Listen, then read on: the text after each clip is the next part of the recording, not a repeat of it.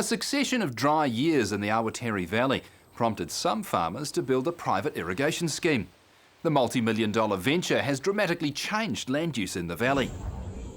Graham Hewitt was involved with Federated Farmers and responsible for drought relief coordination during those dry years. Over a number of years, we had severe droughts. What compounded the issue was farms were relatively small, and a lot of them were owner-operated. They hadn't amalgamated since the time it was cut up from the old station days, and a lot of them were becoming uneconomic. So we thought there's got to be a better way of farming.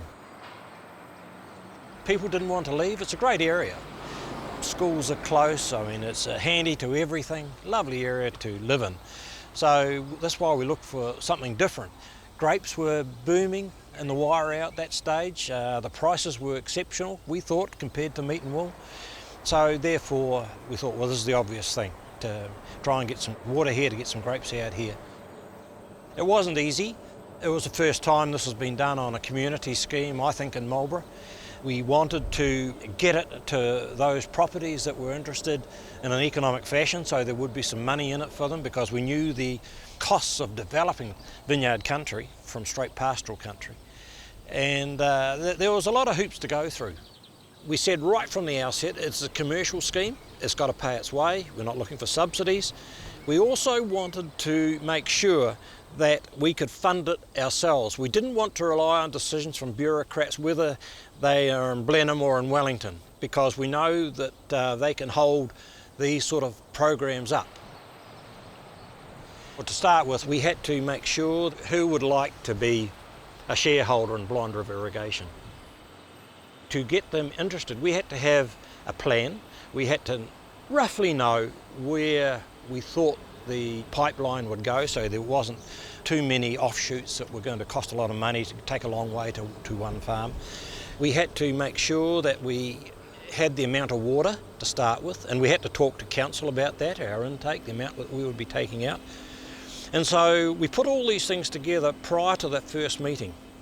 And of course the Bush Telegraph works really well around here, and people were hearing, gee, there's some guy going to, some people are trying to start an irrigation scheme, what's going on? And of course, don't forget, this is in the middle of a drought. And so we sent out via the Bush Telegraph that there was a meeting in the local hall on such and such a day, 2 o'clock in the afternoon. If you're interested, come along and hear it. The hall was full. We pump water out of the Awatere River. We pump it up over not a high range of hills, but a range of hills, feeding farms or feeding shareholders on the way. And then the pipeline splits. One pipeline heads down towards the sea, the other heads inland. I believe everyone is going very well and it is working well.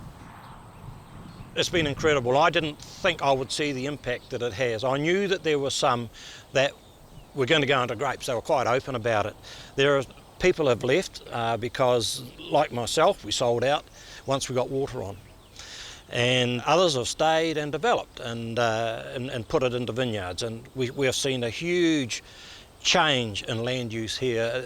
In fact, you're lucky to see a sheep in many of these places now where they've always been pastoral, perhaps a little bit of cropping in places, but that's been the change. There's been a huge shift in land usage.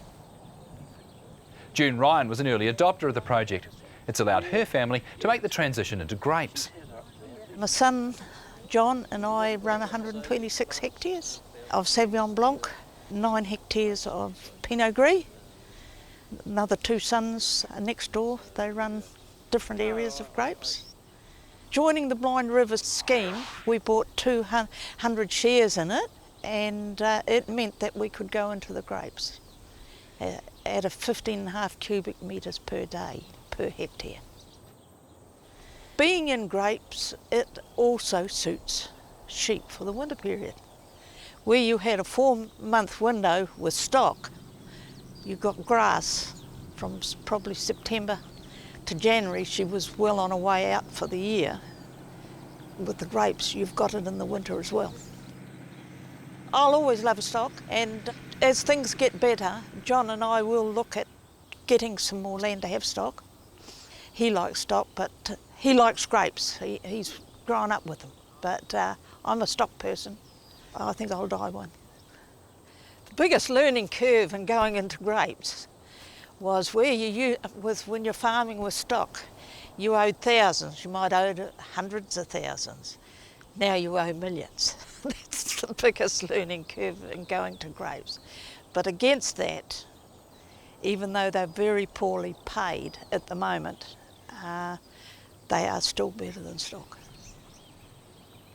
We put that dam in 2007. It's 100,000 cubic metres. We had a consent to put a dam in, so we thought we'd go with a line dam as the water quality is better, and obviously no leakage problems because there is the old gravel seam under the ground there.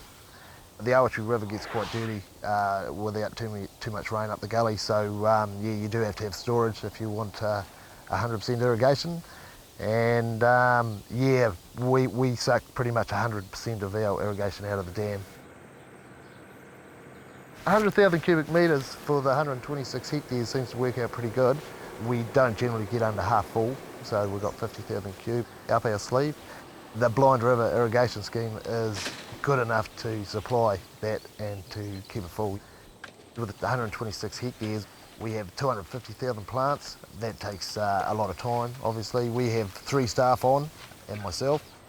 We try to be as efficient as we can, and obviously working in with contractors, and we also get casual tractor drivers in when it gets busy in January with the final sprays and leaf plucking, trimming, etc.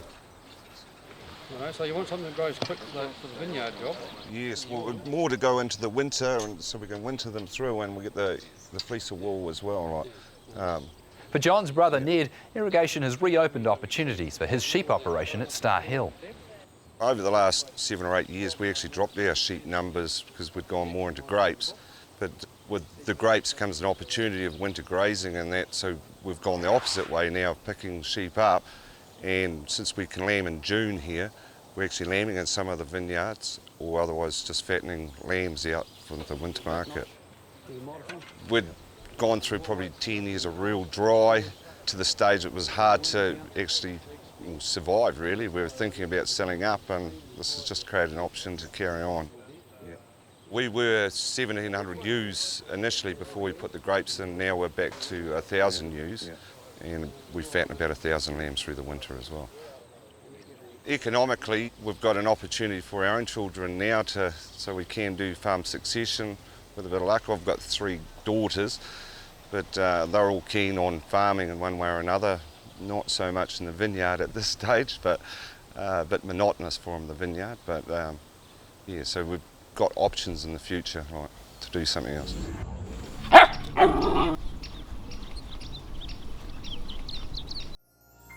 This program was made with funding from New Zealand On Air.